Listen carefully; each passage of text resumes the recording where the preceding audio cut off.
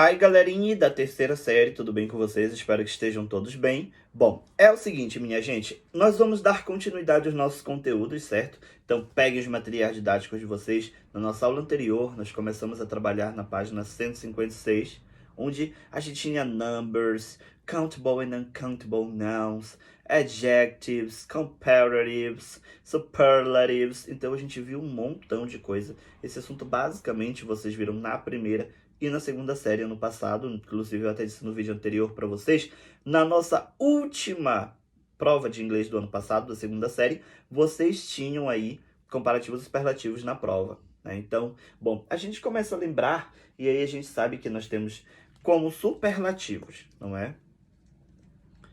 Long e short, não é isso?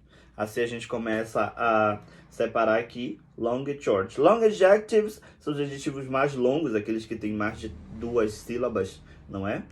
E os short adjectives são aqueles que têm menos de 2 sílabas, ou 2 ou menos sílabas, certo? Então, nós vamos observar o seguinte. Para fazer uma comparação de algo, não é? Eu preciso usar sempre o than, porque eu estou falando mais tanta coisa que, né? Então, than seria aqui o nosso que. Than. Vamos pensar no adjetivo longo. Todo adjetivo longo usa um more na frente, não é isso? More. More beautiful. Bora pensar em beautiful. Eu gosto de beautiful. É um adjetivo feminino. More beautiful than. Mais bonita que, certo? Mais bonita que more beautiful than. Bom, se é um adjetivo curto, eu só preciso pegar a minha palavra e colocar er, não é isso? Vamos pensar na palavra long de longo. E aí eu acrescento er e coloco than.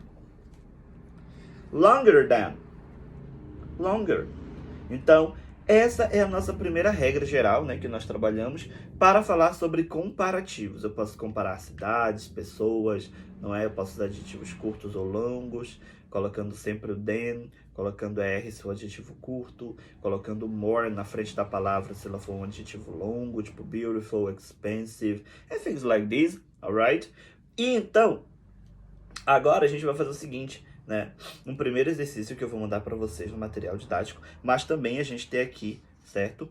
Nas nossas marcações, onde vocês vão observar para mim, tá? Que nós temos algumas questõezinhas aqui nas páginas 160 e 161 a respeito de comparativos e superlativos. Bom, mas vamos pensar em superlativo agora, tá? Os superlativos são aquelas palavras que a gente utiliza para fazer exaltação de alguma coisa. Pega um adjetivo, transforma ele num superlativo. Por exemplo, Teacher Junior is the most intelligent teacher. O teacher mais inteligente de todos. Claro, obrigado. Enfim, então, bom, ainda nós temos essa mesma classificação de adjetivos. O adjetivo pode ser curto, ele pode ser longo, não é? Então, essa aí são duas características dos adjetivos que nós temos, ok? E aí a gente deve lembrar que, se no comparativo para os adjetivos curtos eu uso ER, no superlativo para os adjetivos curtos eu vou utilizar EST, ok? Então, se eu digo bigger na forma comparativa, na forma superlativa eu vou utilizar bigger, alright? Se lá na forma comparativa eu utilizo easier para mais fácil, não é? No superlativo, ou mais fácil, seria easiest, ok? Lembrem que ainda existem algumas regrinhas básicas onde a gente precisa fazer a conjugação, não é? Organizar aqui uma palavrinha, uma letrinha, fazer uma duplicação, excluir um Y. Essas regrinhas básicas aí de gramática, não é? Que a gente geralmente precisa levar em consideração, mas que o principal são esses aspectos, não é? Comparativo. Adjetivo curto usa er, comparativo, adjetivo longo usa more. Superlativo, adjetivo curto usa est, enquanto que adjetivo longo utiliza the most, certo? Então, Essas são as regras principais que a gente utiliza para falar de comparativos superlativos. Bom, ainda existe um outro assunto que nós não demos muita ênfase na aula passada, porque o nosso vídeo já estava carregado demais de conteúdo, mas que são os countable and uncountable nouns, não é? Os substantivos contáveis e incontáveis. Como eu dizia para vocês anteriormente, o que acontece com a gramática do inglês é uma coisa muito interessante. Por quê? Bom, eu tenho aqui pão, a palavra pão, né? E no português eu posso dizer pães, não é isso?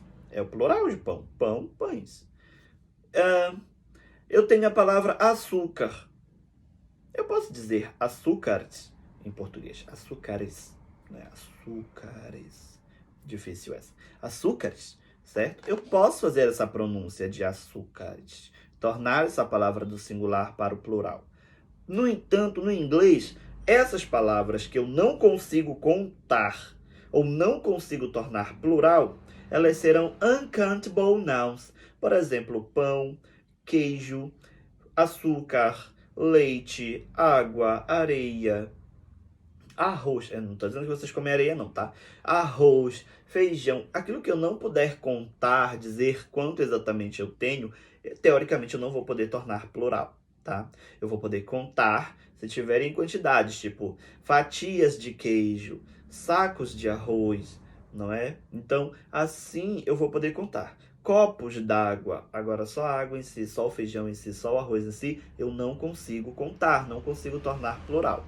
E aqui na página 156 do material didático, a gente tem uma lista enorme, não é? De palavras que estão enquanto uncountable. E aí, baseado em todas essas informações que nós temos aqui da unidade 2, nós vamos fazer uma atividade agora que eu vou mandar para vocês no nosso ambiente virtual, certo? Tomem nota dessas informações porque elas serão extremamente importantes para vocês no decorrer do nosso conteúdo e deste bimestre que já tem provinhas logo em março. Alright? Espero que vocês estejam todos bem, que vocês estejam em segurança e que a gente possa se ver logo logo, my friends, porque eu tô morrendo de saudade de todo mundo, de dar um abraço bem forte a todos vocês. Alright? Fiquem com Deus. Agora a gente se fala no nosso ambiente virtual. Bye bye. Até o próximo vídeo. See you.